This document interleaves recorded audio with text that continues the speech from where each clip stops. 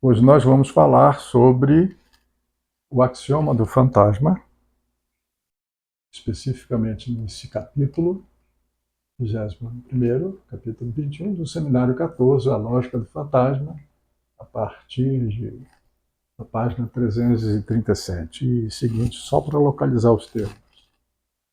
Então, inicialmente, o axioma, uma definição genérica, comum, do ponto de vista da lógica formal, aristotélica, e da matemática, nos seus primórdios. Desde então, o axioma é uma espécie de ponto de partida, uma hipótese, um consenso obtido artificialmente por acordo de filósofos e cientistas, né? Uma espécie de postulado, um ponto de partida para que se continue a pensar uma série de questões, uma série de problemas. Porque todos os filósofos esbarram nessa questão essencial, que é qual é a origem do conhecimento, por exemplo, né? Já que não se encontra a origem, em última instância, do conhecimento, se estabelece um acordo entre filósofos e cientistas para definir uma convenção, que é a chamada de axioma. Vamos considerar que, e a partir daí, toda uma questão de dedução ou de construção de uma teoria. Então, o axioma é diferente do teorema, porque o teorema se demonstra justamente em função, tomando por base o axioma. O axioma, então, é o princípio de demonstração, do ponto de vista da lógica e até da matemática. Então, há um grande salto dado por Lacan para colocar o inconsciente no campo lógico. Digamos que pairava sobre o inconsciente, antes de Freud, o inconsciente romântico, e mesmo depois de Freud, uma espécie assim de o lado obscuro, como se não tivesse uma dimensão lógica inerente ao próprio inconsciente. Então, Lacan se arrisca a dar esse salto que favorecia, até então, as interpretações psicologizantes ou biologizantes a respeito da natureza do inconsciente. Ele toma um partido de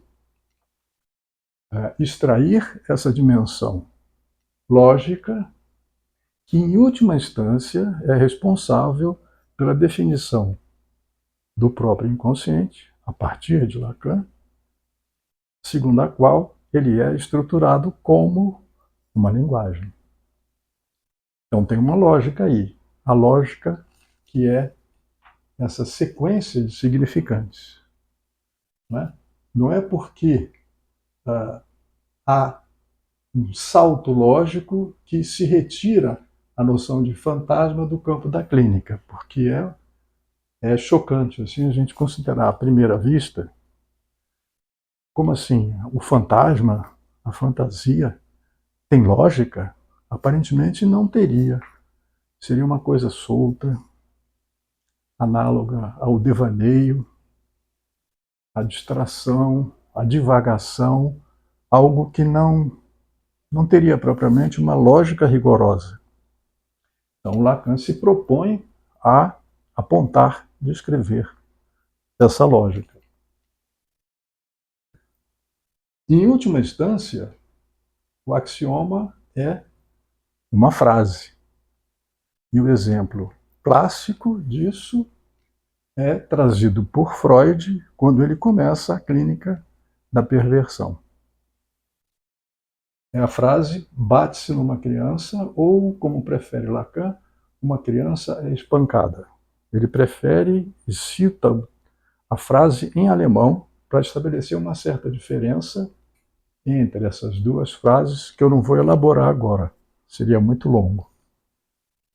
Então, essa frase, uma criança espancada, está na origem da formação da estrutura perversa, da perversão.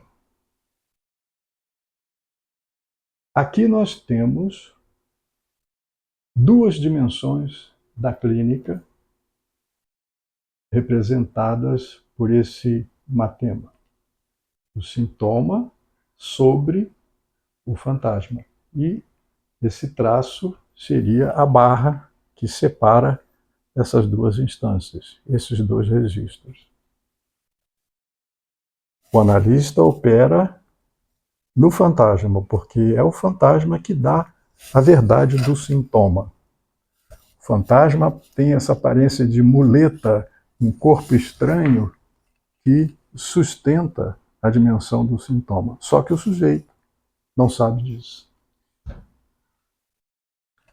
Existe uma diferença entre fantasma e fantasia que não é tratada, talvez nem seja reconhecida por essa versão, a versão oficial de Isaac Alain Miller. Mas, nessa versão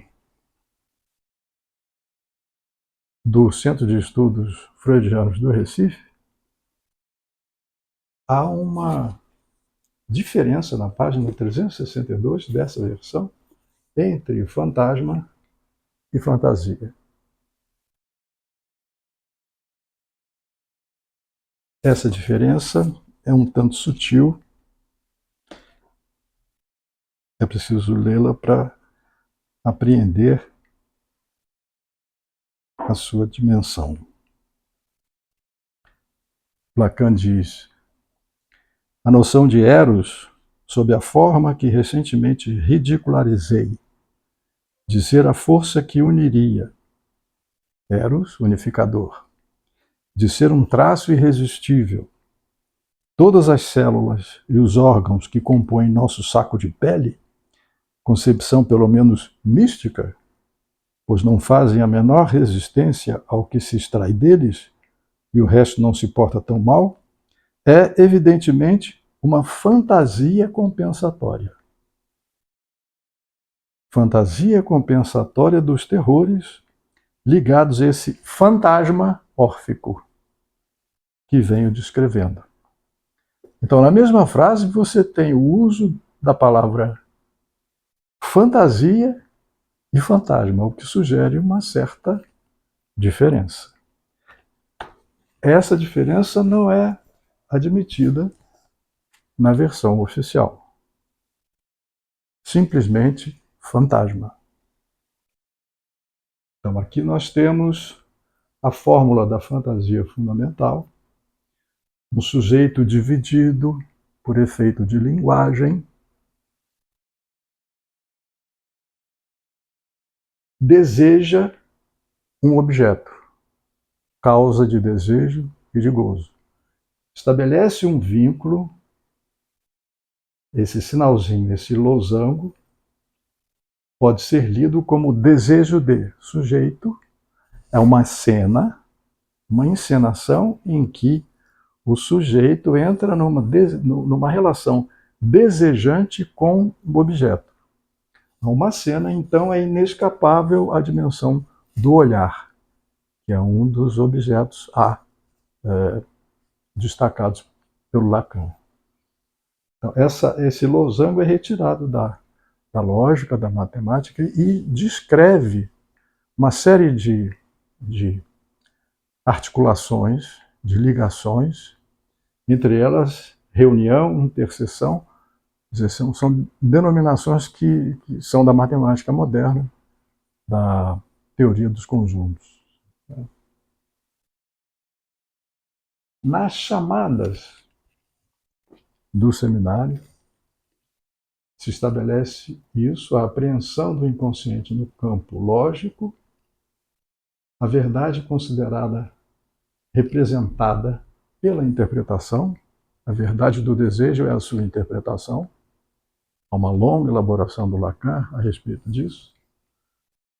A afirmação de que a ereção é autoerótica,